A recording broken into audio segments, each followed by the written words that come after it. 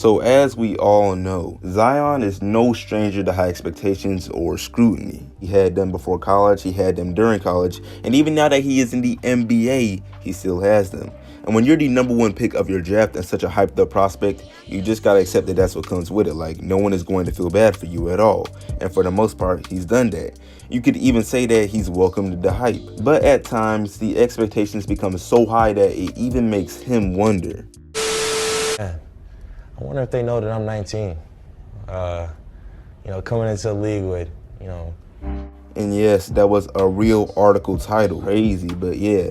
Even though Zion is now 20 and not 19 and has at least one season under his belt, he is still very young, and things like ESPN ranking him above guys like Kyrie, Bradley Beal, Russell Westbrook, I could go on. It just does not help Zion at all. And as the saying goes, the media and even us fans love building players up just to tear them down according to the expectations we ourselves set out for them. But today, I'm not setting up Zion to disappoint us, because in this video, we're going to look at Zion's short career up to this point and then come up with real expectations as far as stats, winning, and even awards, except they will be realistic ones, and that does not mean setting the bar low. No, he was the #1 pick for a reason, so yeah. But before I go any further, what's good YouTube? Plug Speaks back with a vid. If you are new, subscribe. If you want to see Zion win, like this sub. I post 2 to 3 times a week, and we're trying to hit 2K subs and beyond right now, so I'd really appreciate it. But back to the vid.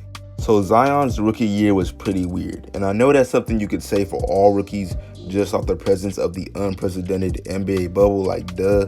But Zion's was especially weird because due to his injury, his official debut did not even come until January 2nd, and by the end of the NBA season, he played only 24 games. But it's not even just that, because in his first ever NBA game, he shot a perfect 4 for 4 from 3, literally passing up Ben Simmons, and then would end up not even attempting 4 threes again in a single game for the rest of the season. But overall, probably the weirdest part of this man's rookie year was that in just 24 games, he was impressive enough to seriously have people vouching for him to win Rookie of the Year over Ja Morant, who played 67 games and just barely missed the playoffs. I mean, that last point is definitely more impressive than it is weird, but regardless, it's exactly what will really help us determine some real expectations for Zion.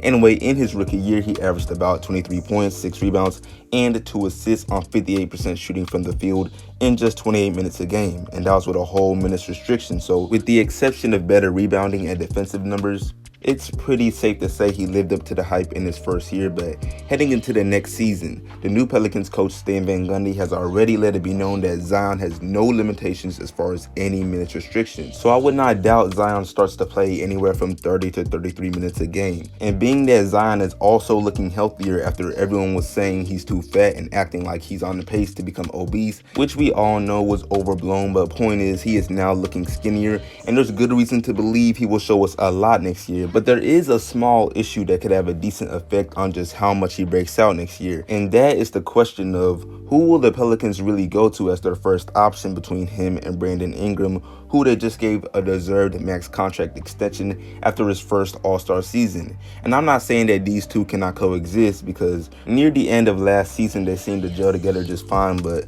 that was a small sample size, and you have to remember, Zion's position as a power forward kind of forces him to rely upon his guards and anyone else that can bring the ball up the floor to really get him his touches, which you could say Ingram also relies on, but I'd say he does so less, since if he really needed to, he could bring up the ball himself. But if I had to choose, I predict Zion to be treated more so as the first option, and a big part of that is because really he would have to be to average the stats that I expect him to average, which I'll reveal pretty soon here. But yeah, on top of that, just thinking about how passive Lonzo tends to be as a scorer, and the fact that he and Zion were already an entertaining lob tandem near the end of the last season, I expect this to continue and for Zion to get the touches he needs to really do his thing. So yeah, with all these factors considered, I mean, healthy with no minutes restriction, being treated like the first option with a point guard that wants to give the ball up.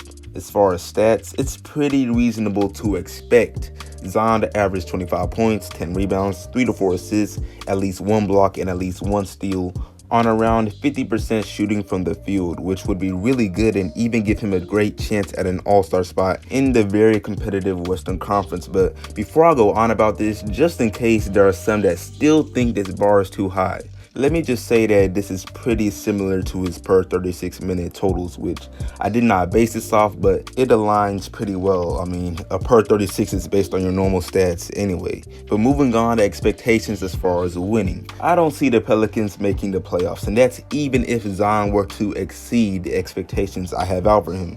Because, man, the Western Conference is just far too competitive, which we already knew, but there's always a reminder, and things like the Phoenix Suns going undefeated in the bubble and still not qualifying based on the rules the NBA set in place for the bubble is very, very telling. So yeah, do I expect Zion to perform well enough for the Pelicans to have a fighting chance while fighting with teams like the Suns, Blazers, Kings, Timberwolves, and Grizzlies? Of course, but in the end, the Pelicans will most likely fall short of a playoff appearance. Moving on again though, onto end of season awards. I would not doubt that a 25 and 10 stat line double-double would be enough for Zion to make All-NBA third team, being that Ben Simmons made it on their last season averaging just 16, 8, and 8. On a playoff team, of course, but still 16, 8, and 8 is far from overly impressive, so there's that. But the only other end of season awards Zion may have a shot at all is second team all defense, and even that is sort of a reach since his defensive numbers in his rookie year are nothing to brag about. That doesn't mean he doesn't play defense. I know it's more than numbers, but when it comes to these awards, it's about the numbers. And yeah, he would need to resemble his Duke days of 2 blocks and 2 steals a game, just swatting everything to really make it on any of those defense teams. But everything considered, Zion doing all the things I just mentioned of averaging 25, 10, and 3 to 4 assists, getting named an All-Star, falling short of the playoffs, and making third team All-NBA would be very impressive. And those are pretty reasonable to me, like realistic expectations which we should have for him as such a hyped up prospect in his second year. But what we should not expect him to do is perform like he's better than Westbrook, Kyrie, Bradley Beal, and more in just his second year. I mean, come on now. That would mean averaging a double-double with his point total near 30 a game, with his team probably barely making the playoffs in the Deep West, which is what ESPN assumes by boosting him up so highly, and that's just completely unreasonable. But yeah, I'm about to wrap this video up. I know the expectations I put out there are still pretty high, but mind you, this is based on the assumption that he is treated as the first option for most of the season, because if he isn't and things change, then he likely still averages over 20, but any chance at making the All-Star team or a third team All-NBA, just throw that out the window. It's not possible. And I like Brandon Ingram, but prioritizing him on the Pelicans as him and Zion age could seriously hamper what Zion can show us so long as they are on the same team. But I don't know, man. I could be completely wrong about that. I mean, this is all hypothetical, speculation, predictions. But yeah, really wrapping this up now. Y'all let me know down below how well you think Zion will play next year and what you believe are fair expectations for a player of his caliber.